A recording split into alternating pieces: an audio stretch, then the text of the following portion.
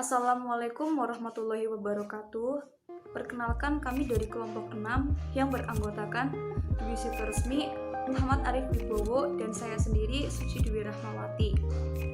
Di sini kami akan memaparkan mengenai materi empati budaya dalam konseling lintas budaya. Subbahasan yang akan kami paparkan yang pertama, konsep empati budaya. Yang kedua, tujuan empati budaya dalam konseling. Yang ketiga, dimensi-dimensi empati budaya. Dan yang terakhir, mengupayakan berempati budaya dalam konseling. Nah, konsep empati budaya menurut Fitrika, konseling lintas budaya atau cross culture counseling mempunyai arti suatu hubungan konseling di mana dua peserta atau lebih yang berbeda dalam latar belakang budaya, nilai, dan gaya hidupnya. Definisi singkat yang disampaikan oleh Sue dan Atkinson tersebut ternyata telah memberikan definisi konseling lintas budaya secara luas dan menyeluruh. Istilah budaya berasal dari kata budaya yang berarti pikiran, akal, budi, dan adat istiadat yang sudah menjadi kebiasaan oleh masyarakat tersebut yang tidak bisa diubah. Kebudayaan itu sendiri berarti hasil dari belajar dan penciptaan batin atau akal budi manusia seperti kesenian, kepercayaan, dan adat istiadat. Menurut Gordon Runningrad menjelaskan budaya dapat dimaknai sebagai keseluruhan sistem gagasan, tindakan, dan hasil karya manusia yang diperoleh dari hasil belajar dalam kehidupan masyarakat yang dijadikan milik manusia itu sendiri. Berkaitan dengan hal itu, tingkah laku individu sebagai anggota masyarakat terkait dengan budaya yang diwujudkan dalam berbagai pranata. Pranata tersebut berfungsi sebagai mekanisme kontrol bagi tingkah laku manusia untuk memenuhi kebutuhannya. Kemudian manusia juga tidak terlepas dari budayanya. Keduanya saling memberikan pengaruh.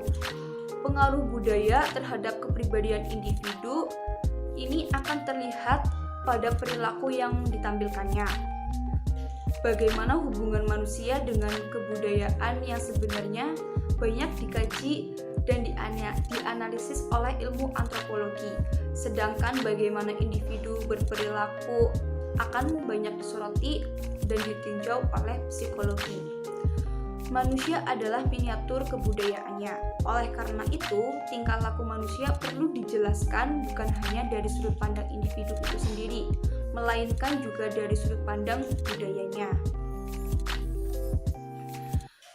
Kemudian ada tujuan empati budaya dalam konseling.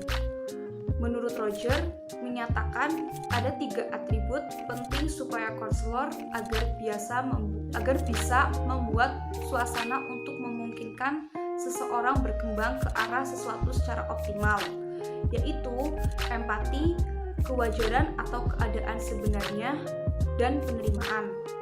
Bahkan Roger sampai mengatakan no other condition are necessary.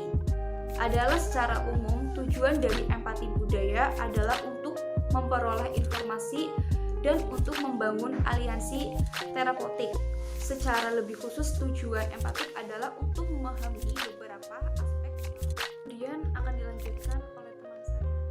Oke, terima kasih kepada Mbak Suci karena telah menjelaskan materi yang sebelumnya. Sekarang izinkan saya untuk menjelaskan materi yang selanjutnya, yaitu mengenai dimensi-dimensi empati budaya. Empati budaya merupakan suatu model yang multidimensional. Redley dan Lingley mengemukakan bahwa suatu model empati ia membagi menjadi 2 bentuk. Yang pertama ada pemahaman empati budaya dan respon empati budaya atau cultural empathic understanding dan cultural empathic responsive sebagai superordinat. Berdasarkan model empati budaya dapat dijelaskan sebagai berikut. Yang pertama ada proses superordinat. Pada proses ini terdapat 2 atribut penting empati. Yang pertama empathy cultural understanding atau pemahaman empati budaya. Yang kedua, cultural empathic responsive atau respon budaya yang empati. Pada cultural understanding, sebelum konselor memberikan respon kultural secara empatik, konselor harus memahami setiap klien yaitu sebagai individu yang unik. Sedangkan cultural empathic responsive, konselor harus mengkomunikasikan terlebih dahulu secara empatik pemahaman terhadap klien. Nah, jika tidak dapat begitu, maka konselor tidak akan efektif dalam menjalankan proses konseling. Respon empatik budaya dapat diwujudkan dalam komunikasi verbal maupun nonverbal. Respon verbal akan lebih efektif jika dilakukan dengan bahasa klien, dan respon nonverbal harus dilakukan sesuai dengan budaya klien. Selanjutnya mengenai sensitivitas budaya. Sensitivitas budaya sebagai perasaan empati budaya adalah kecakapan konselor untuk mendapatkan, mengembangkan, dan secara aktif menggunakan skema budaya secara akurat dalam konseling lintas budaya. Agar memiliki kepekaan budaya, konselor harus mampu menetapkan tujuan dan melakukan pengumpulan informasi. Konselor harus aktif, memiliki perhatian yang selektif, harus memiliki motivasi, harus mampu membuat skema tentang informasi budaya yang ditangkap. Selanjutnya ada proses subordinat. Pada proses subordinat ini terdapat proses-proses, yaitu diantaranya yang pertama proses kognitif. Dalam proses kognitif ini, konselor yang berempati kultural akan melibatkan self-experience client. Dalam hal ini ada dua aspek yang pokok, yaitu perspektif stacking dan cultural self-order differentiation. Kedua, ada proses afektif.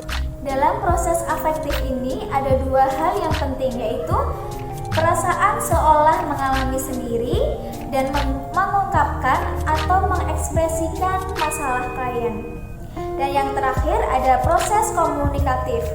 Pada proses komunikatif ini ada dua hal yang penting, yaitu pemeriksaan akan pencerahan klien dan menyampaikan pemahaman secara akurat.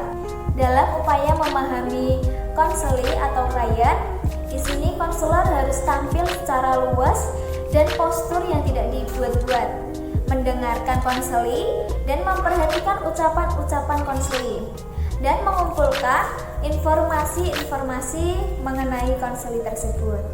Ya, selanjutnya terdapat model pemahaman dan respon empati budaya. Ada 4 kemungkinan penampilan konselor, yaitu yang pertama, konselor dapat melakukan pemahaman empati budaya secara akurat dan merespon secara aktif. Yang kedua, konselor akan melakukan pemahaman empati budaya yang tidak akurat akan tetapi dapat memproses secara akurat. Ya, selanjutnya untuk yang penampilan konselor yang ketiga dan keempat akan dilanjutkan oleh teman saya. Oke, baik, jadi itu tadi pembahasan dari Mbak Suci dan Mbak Dwi Sitaresmi. Kemudian saya Muhammad Arif Wibowo akan melanjutkan materi mengenai empati budaya dalam konseling. Langsung aja ya masuk pembahasannya. Empati budaya dalam konseling. Empati budaya dalam konseling merupakan hal yang sangat penting mengingat proses konseling merupakan sebuah bantuan melalui interaksi antara dua orang yang berbeda latar belakang budaya. Salah satu masalah yang sering muncul adalah kurangnya rasa empati dalam berkomunikasi yang bisa menyebabkan kesalahpahaman interaksi komunikasi sehingga konselor pun merasa frustasi dan tidak ada manfaat yang dihasilkan dari proses konseling tersebut. Dan di pihak lain, empati justru dianggap sebagai salah satu cara yang efektif dalam usaha mengenali, memahami, dan mengevaluasi orang lain karena dimungkinkan seseorang tersebut masuk dan menjadi sama dengan orang lain. Dengan cara berempati, seseorang bisa benar-benar merasakan menghayati orang lain termasuk bagaimana seseorang mengamati dan menghadapi masalah dan keadaannya yang sesuai dengan budayanya. Kehidupan konseling merupakan rahasia yang sulit untuk ditembus, bahkan keadaannya begitu berlapis. Konseling yang kita hadapi sering tampil hanya dipermalukan saja dan jarang menampilkan dunia dalam mereka, kecuali terhadap orang-orang yang sangat dipercayai. Orang yang dipercayai oleh konseling adalah dia orang yang memahami dan dapat merasakan perasaan, pengalaman, serta pikiran yang ada di kliennya. Nah, kemudian konselor yang empati memasuki dunia dalam konseling sehingga konseling tersentuh dengan sikap konselor. Sebagai calon konselor harus dilatih agar peka terhadap perasaan konseli, memahami pikirannya, dan mampu merasakan perasaan pengalaman klien. Untuk mempercayai hal tersebut, maka dilatihkan teknik empati. Latihan tersebut mencakup ungkapan perasaan konselor mengenai perasaan, pengalaman, dan pikiran. Nah, kemudian upaya dalam konseling budaya itu yang pertama tuh ada ketidaktahuan perbedaan dalam pola pikir. Nah, di sini maksudnya tuh penjelasannya tuh budaya yang berbeda melahirkan pola pikir yang berbeda berdasarkan sistem logika Yunani. Pola pikir yang cukup berbeda itu contohnya cenderung kepada orang barat atau analitik yang dimulai dengan bagian-bagian terpisah yang bertentangan dengan kecenderungan Cina. Terus yang kedua, ketidaktahuan perbedaan nilai, norma, dan keyakinan. Di sini penjelasannya tuh adalah sistem yang mencakup nilai, norma, dan keyakinan membentuk perilaku dari anggota suatu budaya. Sistem ini memiliki karakteristik yang sangat unik, abadi, relatif, dan stabil. Jika komunikator antar budaya tidak mengetahui atau menyadari adanya sistem ini, maka mereka akan merasakan sulit untuk menjadi empati.